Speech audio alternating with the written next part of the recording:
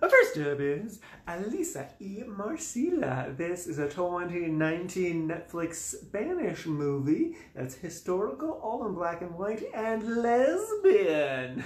I don't know, I sound like that.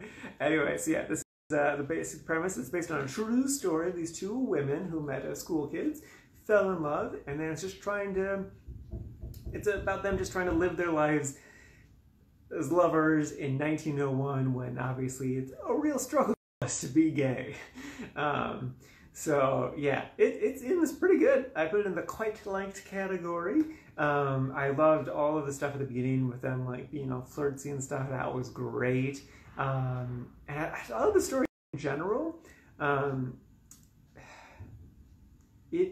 big complaint about the movie is just it's really long and kind of boring, and just part of it feels like a rehash of Portrait of a Lady on Fire.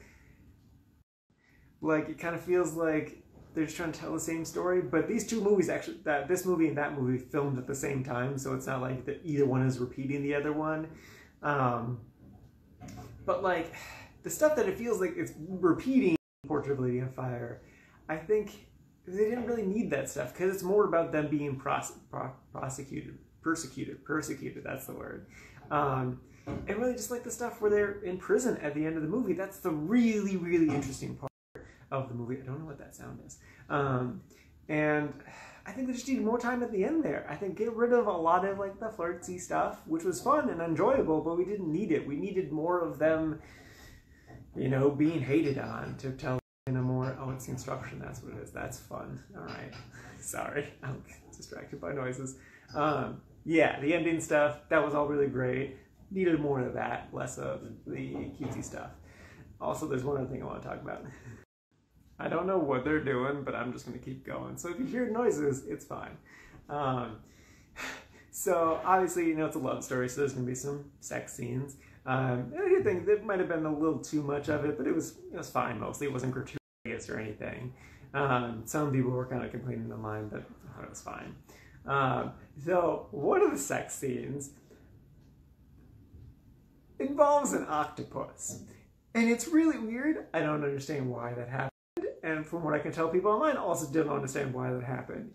But to be fair to the movie, they technically built up to it. Because like, there's a scene where they're at the sea, because they're in Spain. And like, there's just all this octopus everywhere, octopus imagery. Like there's one shot of them walking on the beach in the background, and then the foreground, there's just octopus tentacles just hanging down, and I'm like, what's going on? Why is there so much octopus? They never explain it or acknowledge it. It's just kind of, it's a thing, and it just kind of builds up to the scene where there's just octopus while they're having sex. I don't know. It was really weird. If someone wants to explain, if someone knows the symbolism of octopus in the lesbian community, maybe that would be helpful. Or if there is anything, I don't know. It's weird. It's weird. Whatever. It's still a good movie. I enjoyed it. Just kind of boring a little bit. Next up is Blow the Man Down. This is a brand new movie. Came out just this year on Amazon Prime. You can see it down there. And the basic premise is about small town life. And these two girls, their mom just passed away. And then the one daughter accidentally kills the guy who's trying to rape her. And it's them kind of dealing with the fallout of that. But it's also about like, kind of like a small town mafia thing run by a bunch of church moms. Not really mafia. They kind of just run the town. And honestly, I really loved a lot of the ideas in this movie. It felt very much so like a Coen Brothers movie, just with all these like kind of weird small town life ideas, and like a murder mystery-ish thing, kind of, not really. I don't know, there's lots of cool things there, but the execution of this movie was just not good. I was so bored. I didn't care about any of the characters or what happened to them. It just, ugh. There's definitely a good story in here, and they just couldn't pull it out.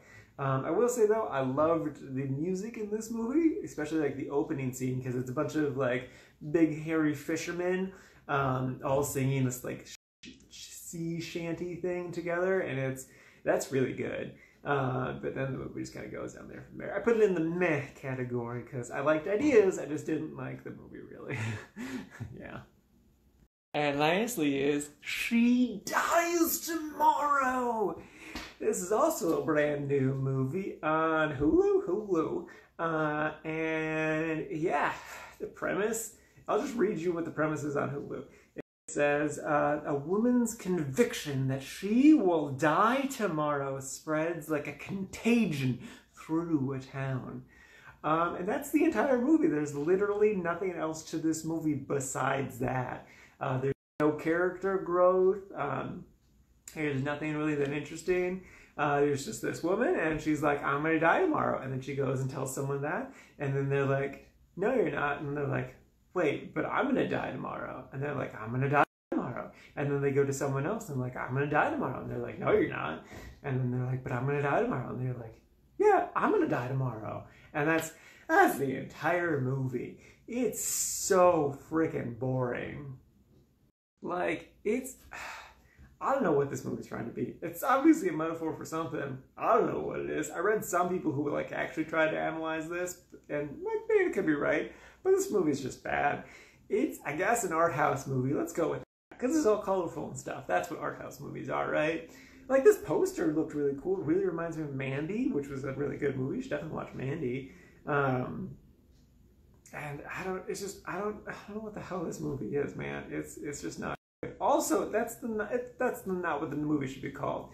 It should be called I'm Going to Die Tomorrow, because that's what everyone says in the entire movie over and over again. No one says she dies tomorrow. It should be called I'm Going to Die Tomorrow, which would be really funny if you're getting a ticket for this movie. Just like, hey, one for I'm going to die tomorrow, and then just like see their face react. I don't know. It'd be more entertaining than this actual movie. This movie's dumb.